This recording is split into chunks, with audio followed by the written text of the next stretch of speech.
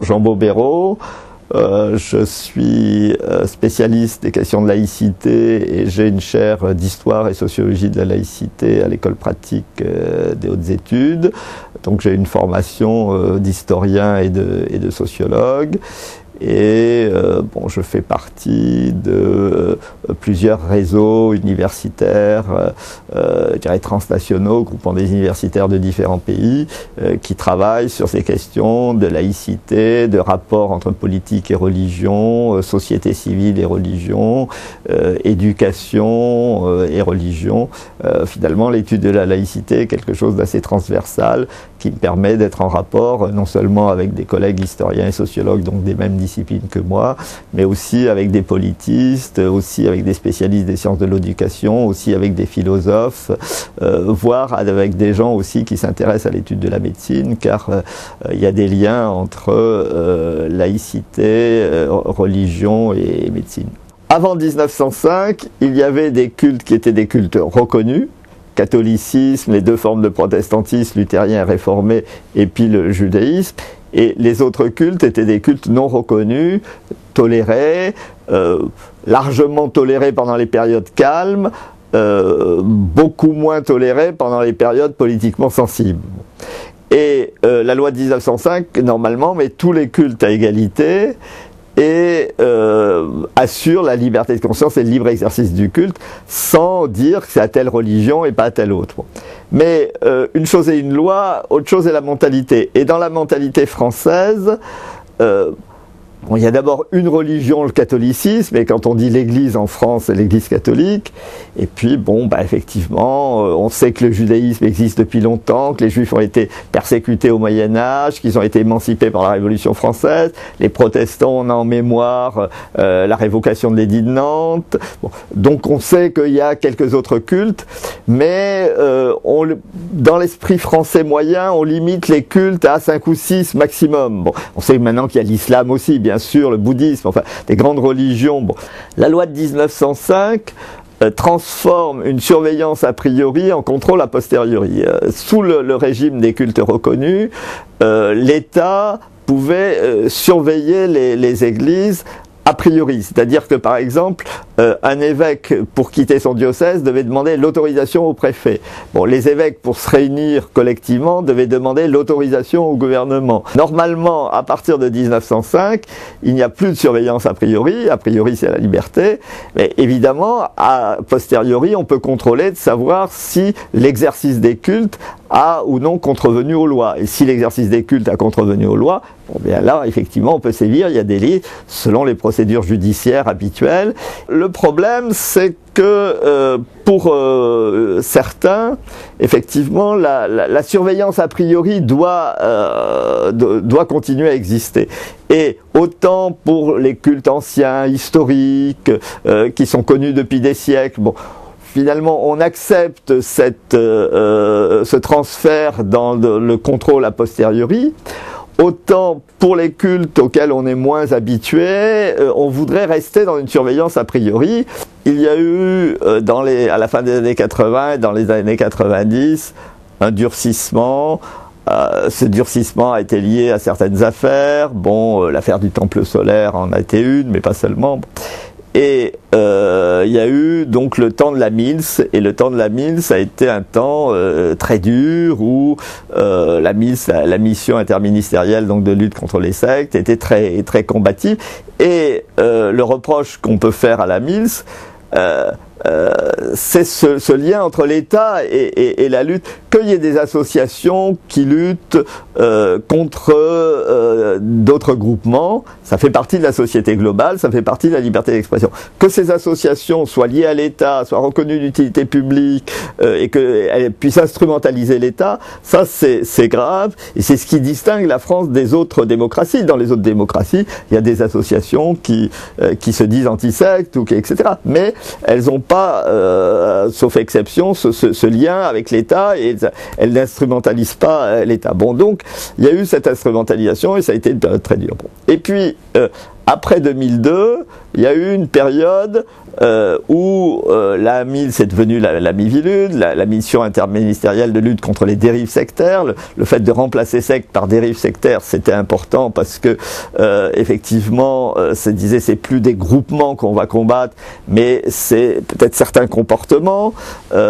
Si on regarde ça d'un peu plus près, on va peut-être essayer de faire de la prévention, mais si vous voulez, tant que c'est pas délictueux, il n'est pas question de faire de la répression, etc. Bon.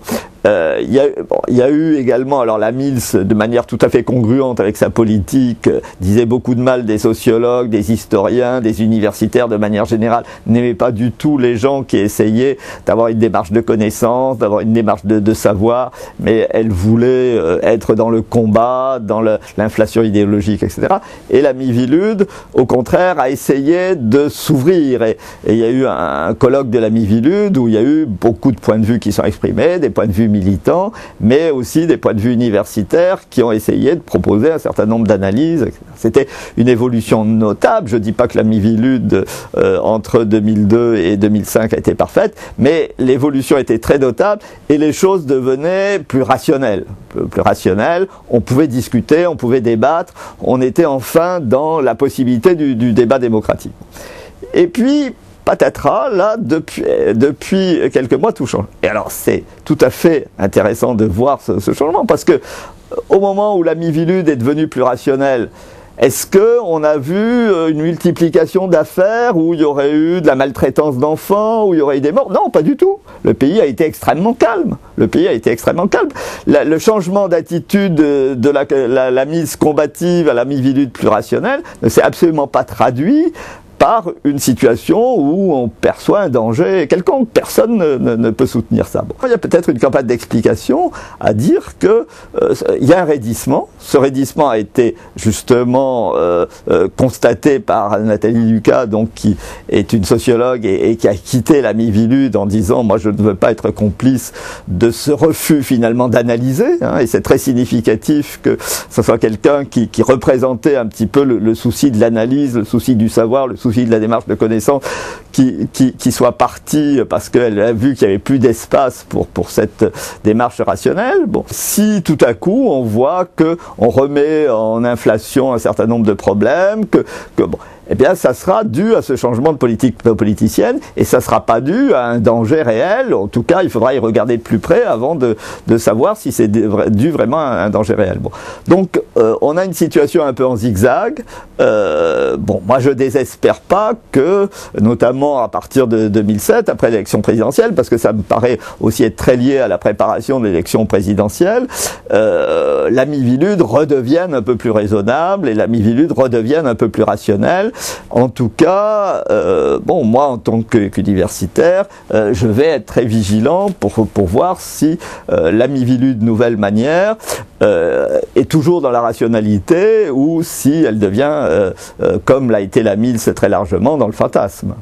Un pays a toujours le droit de, si vous voulez, décider qu'il est un peu plus sévère quant aux libertés ou un peu plus large quant aux libertés, suivant la conjoncture. Ça, c'est la loi et la majorité qui le décide. Mais en tout cas, ce qu'un pays ne peut pas faire selon les principes démocratiques, c'est faire une liberté à géométrie variable qui est large pour les uns et qui est étroite pour les autres. C'est ce que j'avais dit à la commission Stasi. Si on trouve que la laïcité est trop libérale, alors il faut la durcir pour tout le monde, des catholiques aux autres, aux nouvelles minorités, à l'islam. Mais si on ne veut pas la durcir pour les catholiques, alors on n'a pas à la durcir pour les autres. Bon, donc j'avais demandé à la commission Stasi une évaluation globale, si vous voulez, de l'état de la laïcité. Est-ce que l'État était satisfaisant? Est-ce qu'il était trop libéral? Est-ce qu'il était trop strict? Évidemment, le staff de la commission Stasi a refusé de fonctionner de cette manière et de lancer cette évaluation générale. Et justement, moi je trouve que du coup on fait une laïcité à géométrie variable et une conception de la liberté à géométrie variable. Il faut que la loi soit la même pour tous et il ne faut pas essayer de ruser pour pouvoir lutter contre certaines associations tout en étant laxiste par rapport à d'autres. et notamment le reproche qu'on peut faire à la loi Abou-Picard, c'est l'interprétation qui en a été donnée, et je crois que là elle a dit un peu ce qui était masqué par la loi, mais Madame Picard à la Chambre des députés a dit naturellement on n'appliquera pas cette loi aux syndicats, aux partis politiques. Bon, là on est dans une pratique discriminatoire et on voit bien que c'est des groupements religieux qui s'affirment religieux qui sont visés.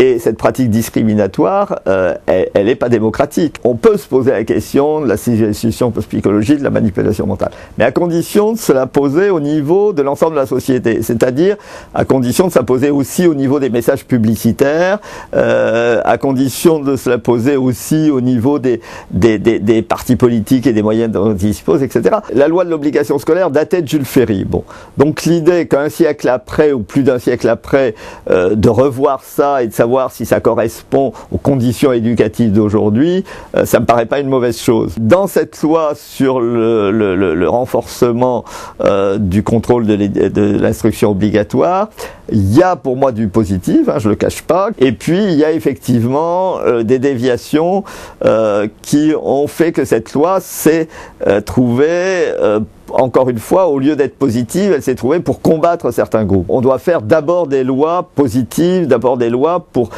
bâtir quelque chose, et que c'est jamais d'ailleurs une bonne manière de procéder, de faire d'abord des lois contre, d'abord de faire des lois pour exclure. Je vois ça notamment comme une réconciliation des deux France sur le dos des minorités spirituelles, religieuses, tout ce que vous voulez.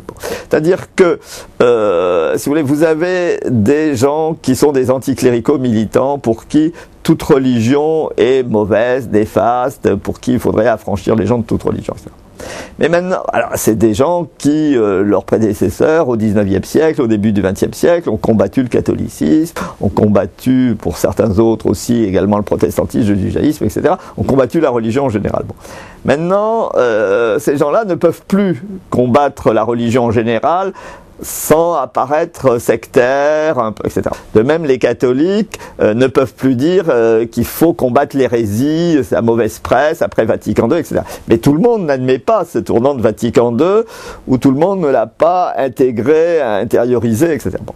Et moi, j'ai l'impression qu'il y a une sorte de réconciliation de ces deux forces, la force anticléricale, la force catholique, contre justement des minorités, puisque là, ils se disent qu'au moins, ils peuvent combattre, ils peuvent taper dessus, elles ont mauvaise réputation, à tort ou à raison, et donc ils vont pouvoir exercer une agressivité qui en fait est plus globale et qui est plus rentrée. Bon, tout le problème et de savoir si la culture politique française est à la hauteur de la loi de 1905. On peut se demander si certaines pratiques administratives actuelles ne relèvent pas plus des adversaires du bloc des gauches de la loi plutôt que des promoteurs de la loi, d'Aristide Briand et de Jean Jaurès, qui ont été les promoteurs de la loi. Monsieur Nicolas Sarkozy, le ministre de l'Intérieur, qui est en charge des cultes, a nommé une commission présidée par Jean-Pierre Bachelon, et cette commission va avoir pour tâche finalement de réexaminer la loi. Alors moi je souhaite que justement dans un premier temps elle confronte le juridique et l'administratif et qu'elle s'intéresse à l'application de la loi et à voir si l'application de la loi est bien conforme à l'esprit de la loi. Donc cette loi, elle a un peu frustré tout le monde et je dirais elle a un peu réalisé un équilibre des frustrations. Bon. Alors il faut veiller à ce que si on fasse des changements, cela ne rompt pas, je dirais, cet équilibre des frustrations. Si tout le monde peut être plus content qu'avec la loi de 1905, pourquoi pas? Moi, ça me paraît difficile, honnêtement. Et j'ai peur que on aboutisse à des choses qui créent un certain déséquilibre. Il s'est passé un peu un paradoxe pendant l'année du centenaire, car moi, quand j'ai commencé à travailler sur la laïcité, pendant longtemps, la laïcité a été racontée sur un mode très conflictuel. Et finalement, il y avait une mémoire catholique, une mémoire laïque, et les deux racontaient ça de manière unilatéralement, un peu sur le mode du conflit. Alors pour les laïcs, du style on a gagné, pour les catholiques, du style on a été persécuté. Bon. Et puis, le centenaire, on a vu une commémoration qui s'est voulue consensuelle, même ceux qui ont dit qu'il fallait modifier la loi ont plus parlé de toilettage que de modification structurelle. Et on a dit c'est une loi libérale, c'est une loi de compromis, etc. Symboliquement, on a célébré la fin du conflit des deux France, qui a été d'abord longtemps un conflit frontal sur l'identité nationale. Est-ce que la France avait une identité nationale officielle catholique ou pas ? Et puis qui ensuite s'est réduit, c'était déjà une réduction mais importante, au conflit scolaire. Bon, ça c'est un conflit qui est terminé, maintenant il y a de nouveaux problèmes effectivement, avec l'islam, avec ce qu'on appelle les sectes, etc. Bon. Et on a voulu célébrer la fin de ce conflit global catholicisme-laïcité et masquer les problèmes qui peuvent exister aujourd'hui. À ce niveau-là, effectivement, on a réussi à célébrer ce qu'on voulait célébrer, mais en masquant les problèmes, on ne se donne pas les moyens pour construire la laïcité du XXIe siècle. Il y a eu 3 rédacteurs principaux, dont j'ai été au niveau de la France, mais il y a eu 2 autres rédacteurs, un d'Amérique du Nord, un d'Amérique du Sud. Quand je dis rédacteurs principaux, grâce aux emails, grâce aux moyens par Internet, on a fait des allers-retours, on a proposé des versions, on a dialogué avec des universitaires d'autres pays. Et au total, le 9 décembre 2005, on a présenté cette déclaration. Elle était signée par près de 300 universitaires de 32 pays. Bon.